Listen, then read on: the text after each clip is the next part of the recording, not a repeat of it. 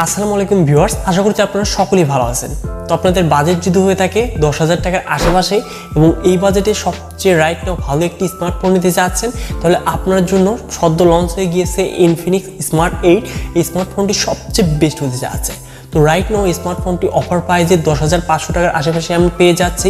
তো এই ফোনটি এই বাজেটে আমাদের অফার করছে ভালো ডিজাইন এবং বিল্ড কোয়ালিটির সাথে ভালো ক্যামেরা সেটআপ এবং বিগ ডিসপ্লে প্যানেল, এবং ডিসপ্লেতে দেখতে পারবো আমরা আইফোনের মতো ডাইনামিক আইল্যান্ড, আরও বেশ কিছু আকর্ষণীয় কিন্তু ফিচার্স এই ফোনটিতে থাকতে যাচ্ছে। তো এই স্মার্টফোনটি আপনার জন্য কেমন হতে যাচ্ছে এবং এই ফোনটি কেনার আগে অবশ্যই আমি বলবো আমাদের এই ভিডিওটি প্রথম থেকে শেষ পর্যন্ত দেখার জন্য। তো চলুন এই স্মার্টফোনটি নিয়ে বিস্তারিত জেনে নেওয়া যাক। তো আমি আপনাদের সাথে থাকছি নাজমুল হাসান। আপনারা দেখছেন NHH টেক অল। চ্যানেলটিতে নতুন হলে অবশ্যই ভিডিওতে লাইক করে চ্যানেলকে সাবস্ক্রাইব করতে ভুলবেন না। So viewers, let's start this video.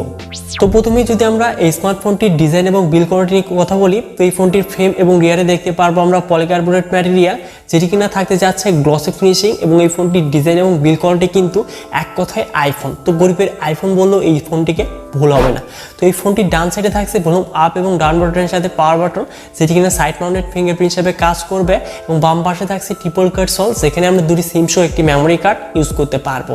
এবং এই ফোনটির নিচে থাকছে 3.5mm audio Jack, primer microphone, USB type-C port এবং স্পিকার গিল। তো ফোনটির ডিজাইন এবং বিল্ড কোয়ালিটিতে 10,500 টাকায় যে কারোর কিন্তু এক দেখাতেই পছন্দ করবে। তো এবার যদি আসা যায় এই ফোনটির ডিসপ্লে সেকশনে, তো এখানে আমরা ফুল ভিউ ডিসপ্লে প্যানেল দেখতে পারবো এবং ডাইনামিক আইল্যান্ড থাকছে, এবং এর মাঝে রয়েছে ক্যামেরা, এবং এর ডিসপ্লেটি হতে যাচ্ছে 6.6 inches IPS LCD display panel, যার রেজলিউশন HD+, সাথে থাকছে 90 Hz রিফ্রেশ রেট। তো অবশ্যই এখানে যদি ফুল HD+ রেজলিউশন থাকতো তাহলে কিন্তু বেস্ট হতে পারতো, যদিও এই বাজেটে কিন্তু তারা অনেক কিছু দিয়ে ফেলেছে অলরেডি। তো যাই হোক, ডিসপ্লে কোয়ালিটি এখানে আমরা যথেষ্ট ভালো দেখতে পারবো। তো যারা কিনা মাল্টিমিডিয়া ওয়াচ করতে চাচ্ছেন এই স্মার্টফোনটি দিয়ে, তাদের কাছে কিন্তু যথেষ্ট ভালো লাগবে এই স্মার্টফোনটি। তো এবার যদি আসা যায় এই স্মার্টফোনটির পারফরমেন্স সেকশনে, তো অ্যান্ড্রয়েড ভার্সন 13 সাথে XOS 13 রান করবে, যেখানে চিপসেট হিসেবে থাকছে ইউনোসক্স T606।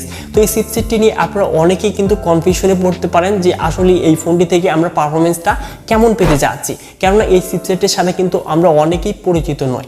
তো এই চিপসেটটি মিডিয়াটেক হিলিও G70 এবং G80 এর মতোই কিন্তু আমরা পারফরমেন্সটা পেয়ে যাবো এই ফোনটির থেকে। তো এই বাজেটে যতটা আসলে গেমিং পারফরমেন্স আশা করা যায়, তো এই স্মার্টফোনটি থেকে কিন্তু অবশ্যই পেয়ে যাব। তো হাই যে গেমিং পারফরমেন্সটা পাবো তা কিন্তু নয়। তো যারা এখানে মিডিয়াম গেমার রয়েছেন তারা কিন্তু এই স্মার্টফোনটি নিতে পারেন।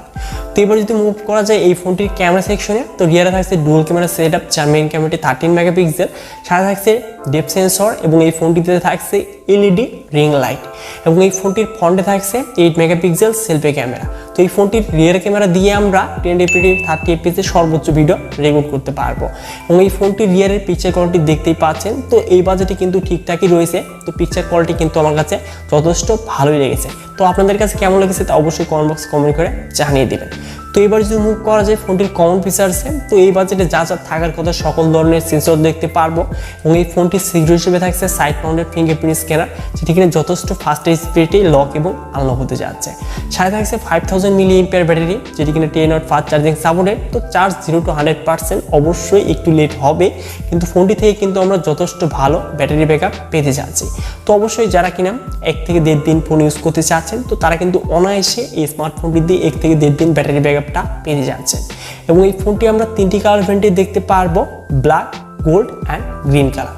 তো এবার যদি আসা যায় ফোনটির প্রাইসে, তো এই ফোনটির 4GB 128GB ভ্যারিয়েন্টের অফিসিয়াল প্রাইস রাখা হয়েছে 11,500 টাকা, কিন্তু অফার প্রাইসে এই 10,500 টাকায় অ্যাভেলেবল রয়েছে। তো অবশ্যই এই ফোনটিতে কিন্তু আবার 4GB র্যামের সাথে 4GB ভার্চুয়াল র্যামও রয়েছে। তো অবশ্যই যারা কিনা 10,500 টাকার আশেপাশে বাজেট রয়েছে, রাইট নাও একটি ভালো স্মার্টফোন নিতে চাচ্ছেন, বিশেষ করে ভালো ডিজাইন এবং বিল্ড কোয়ালিটির সাথে বিগ ডিসপ্লে প্যানেল, এবং ফোনটি দেখতে অনেকটাই আইফোনের মতো রিয়ার থেকেও এবং ফ্রন্ট থেকেও, মানে এক কথায় কম টাকায় গরিবের একটি আইফোন নিতে চাচ্ছেন, তাদের জন্য ইনফিনিক্স স্মার্ট 8 এই স্মার্টফোনটি চোখ বন্ধ করে সেরা হতে যাচ্ছে।